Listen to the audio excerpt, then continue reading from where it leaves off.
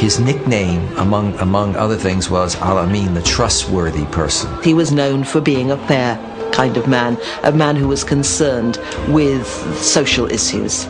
It is not possible to conclude that the Prophet is a man of hate.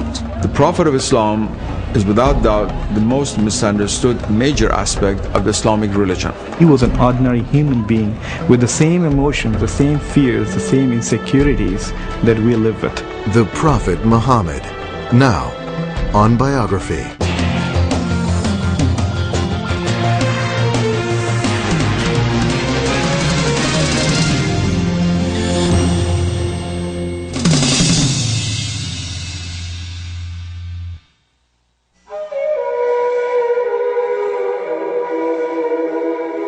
It is the world's fastest growing faith. 1 of every 4 people on earth finds spiritual peace in the words of the Quran. Nearly 1400 years ago, the angel Gabriel came to Muhammad with revelations that he was to deliver to all of mankind.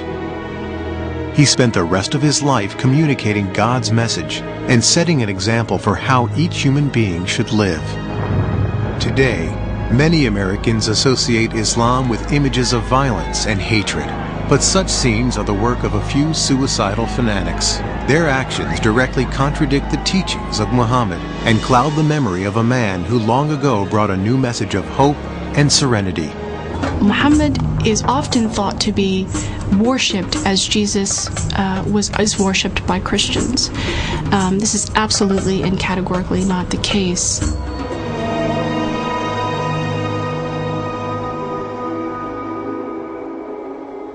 Out of respect for the beliefs and practices of Muslims, no images of the Prophet Muhammad or his immediate family will be shown in this biography. Allahu Akbar, Allah. 5 times each day, over 1.5 billion people turn toward the ancient city of Mecca and offer their prayers to Allah. From New York to Indonesia, from Nigeria to the steppes of Central Asia, Muslims repeat the words first learned 1400 years ago from the lips of a humble merchant and a gentle teacher named Muhammad. There was a time when he was very poor and he had only 1 blanket and he needed it, but there was a cat sleeping on the blanket. So he tore that part out which was under the cat because he did not want to disturb the cat, and he took the rest of the blanket and went away. The life of Muhammad ibn Abdullah began in 570 of the Common Era. He was born in Mecca, a thriving trading community in the land that is today Saudi Arabia. No one could have known that the life of this child would become the foundation of a religion that would one day change history. By the time of Muhammad's birth, Arabia was a harsh, barren land, broken only by the occasional oasis. The Arabs who lived in this demanding world migrated from site to site, struggling to live off their flocks in the harsh desert. To survive in such a place, Arabs depended on the support of their tribe.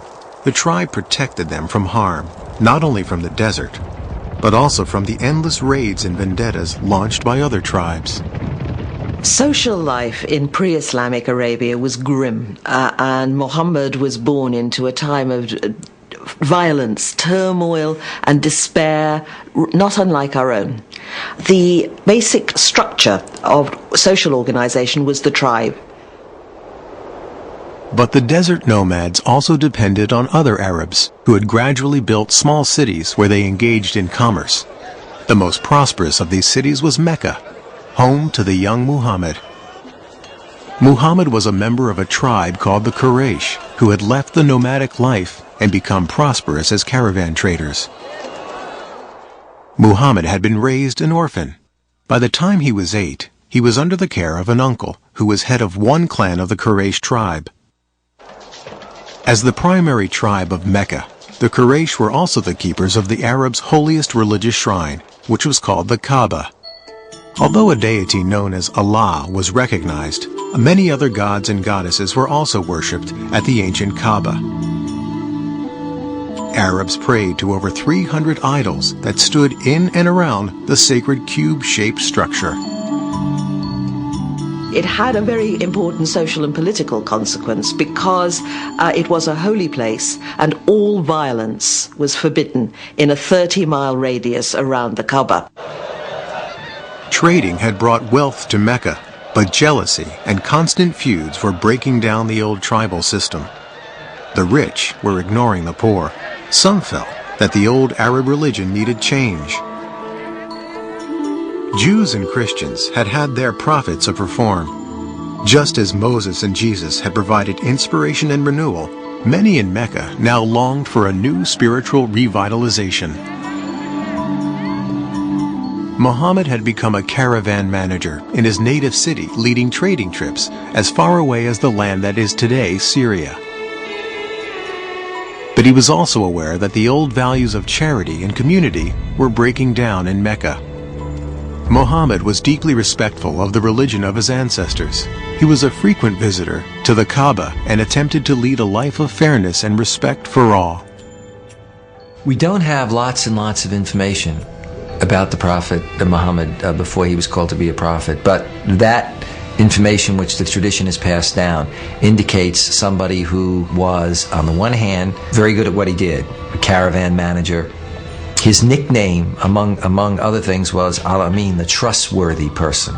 He was very soon known as the righteous one because he was known for being a fair kind of man, a man who was concerned with social issues. As well as somebody who was efficient. He was seen as somebody who had strong leadership qualities. He was good-looking. He had a piercing eyes that seemed to go into people's souls, a smile. He sometimes looked sad, and a very sort of distinctive way of walking. In the year 595, Muhammad was hired by a wealthy woman of Mecca named Khadijah to organize and guide a caravan for her. He accepted and returned with a handsome profit. The trip would start a new life for Muhammad and Khadijah. He was an international business executive whose boss was a woman, and he was obviously very eligible, and she proposed to him directly. Khadija, in many ways, is an interesting historical figure. She's a self-made woman who decided to propose to Muhammad, who was not a prophet at that time. He was, reports say, 15 years her junior. They apparently had a very loving relationship. Muhammad and Khadijah had 5 daughters. Muhammad was an adoring father and throughout his life displayed affection for all children. Although the clan headed by his uncle had little prestige among the Quraysh, Muhammad's reputation in Mecca continued to grow. He was known for his kindness to slaves, his charity to the poor, and his fairness in dealing with all. Each year during Ramadan, the 9th month of the lunar year, Muhammad set out to the mountains surrounding Mecca as a place where he could refresh himself in solitude and prayer. In the year 610, at the age of 40, the humble business manager and family man took himself on one of these retreats to a mountain cave.